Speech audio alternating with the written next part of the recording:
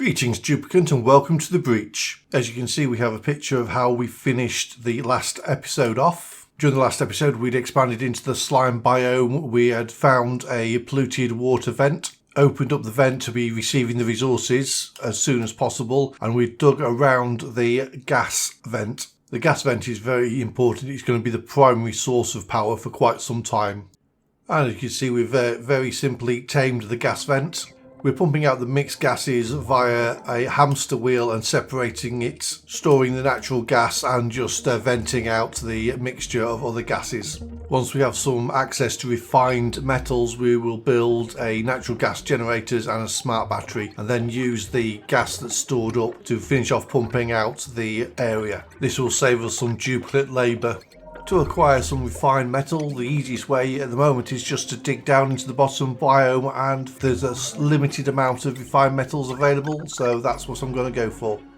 As I'm digging down, it very quickly draws down all the carbon dioxide. To speed up my duplicant's work ethic, I'm going to build an oxygen diffuser down there so he can actually breathe. If your duplicants are gasping for breath, they're not working. Digging through this bottom biome is not only going to give me refined metal, it's going to give me a good supply of coal and iron ore. It also gives me access to a large quantity of obsidian, and within this biome it also contains some volcanoes which we might tap later on. But right now we just need to keep on digging and get as much of this dug out as we possibly can. What was the former slime biome is actually producing a good quantity of oxygen for my duplicants. As I spam down a lot of deodorizers, this turns the polluted oxygen into oxygen, but with slime lung. But the slime lung doesn't last long in just clean air, so eventually the slime lung will die, and that makes it okay for my duplicants to breathe without catching slime lung. Therefore, at the top of the slime biome, which is as far away from the source of polluted oxygen as I can possibly make it, the air is then pumped into the base, which reduces my need for algae in the oxygen diffusers. Just building the natural gas generators to start pumping out the air within the gas vent enclosure. I find one of the things you need to be aware of when you're running a small crew is that you can find that you get backed up on tasks.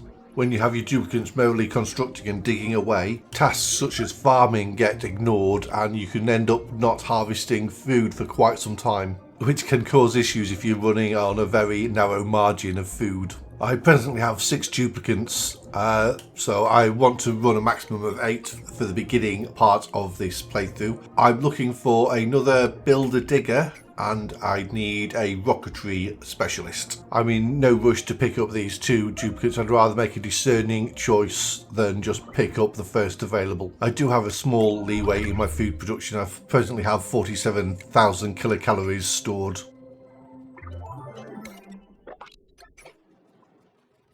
And we have the gas generators finally hooked up.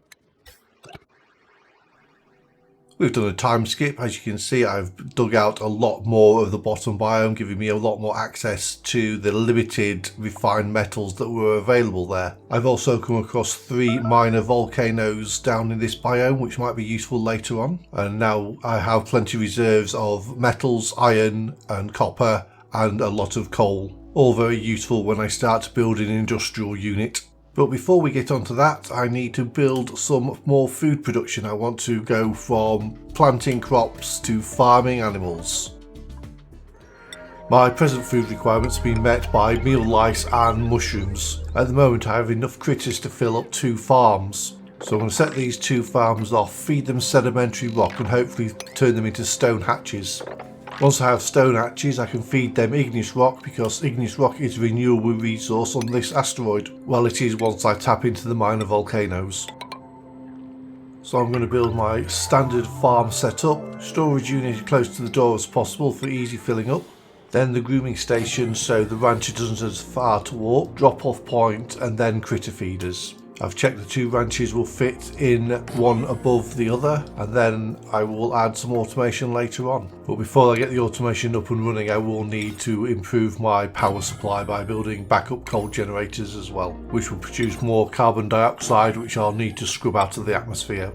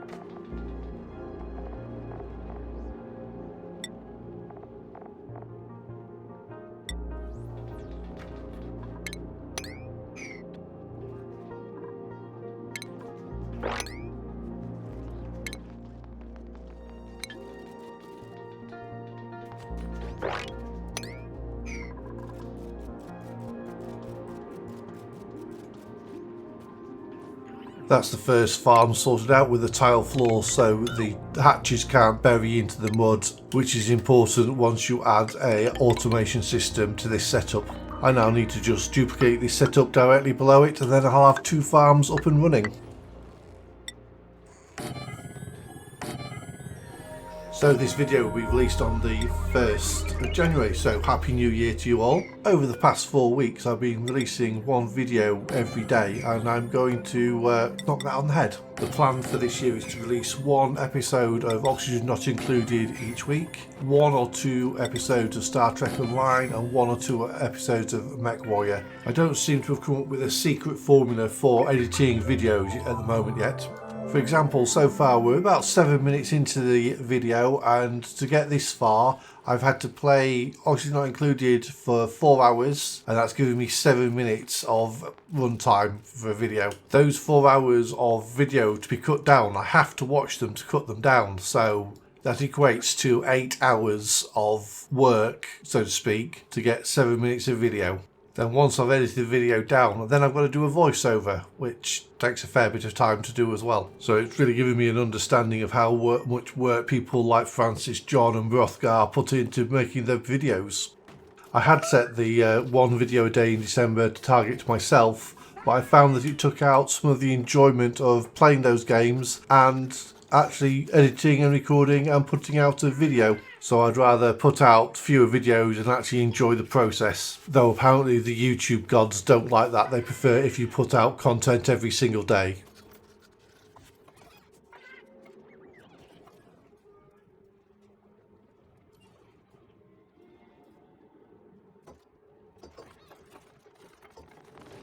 Now we've got the second ranch built, it's as easy as just copying the settings from the first ranch across. And now we begin the process of breeding stone hatches from standard hatches. We will need to build some incubators, but we don't have those powered, and that was another reason to attack the bottom biome for the refined metals that we need to build the incubators.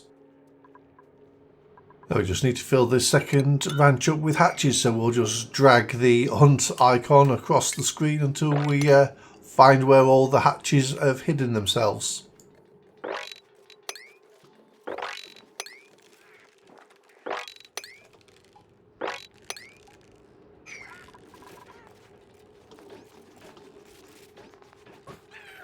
I'm sorry this episode is slightly shorter than normal. It's shorter than I wanted it to be as well. Once again, I hope you all have a happy new year, and as always, I'll see you on the other side.